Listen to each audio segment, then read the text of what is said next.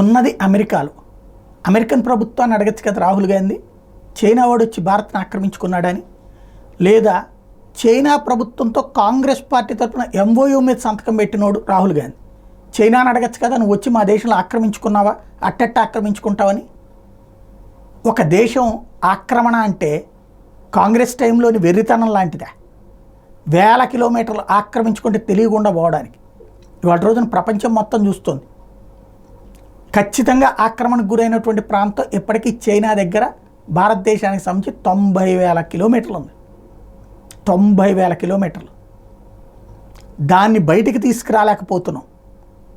ఎందుకంటే అవతల పక్కన గ్రామాలే కట్టేశారు, ఊళ్ళే కట్టేస్తున్నారు, అక్కడ వాళ్ళు సెటిల్ అవుతున్నారు. ఇప్పుడు చేస్తే ఆ దేశం మీద దాడిగా చూపెడతారు వాళ్ళు ప్రపంచాన్ని. ప్లస్ పెను యుద్ధానికే సిద్ధం కావాలి. కాబట్టినే ఆగుతున్నాం. ఇట్లాంటి దశలో తీసుకొచ్చి అమెరికా గడ్డ మీద కూర్చుని భారతదేశం ఓడిపోయింది, చైనా ఆక్రమించుకుంది అని చైనా వాడు చెప్పకుండా, అమెరికా వాడు చెప్పకుండా, భారత ప్రభుత్వం చెప్పకుండా, భారత సైన్యం చెప్పకుండా, ఒక అబద్ధాన్ని కన్నార్పకుండా పదే పదే చెప్పడం అన్నటువంటిది ఒక రాహుల్ గాంధీకే చెల్లుతోంది. ఇలాంటి నీచమైన మాటలు ఆయన ఎట్లా మాట్లాడగలుగుతున్నాడో ఎవరికి అర్థం కాకుండా ఉంది.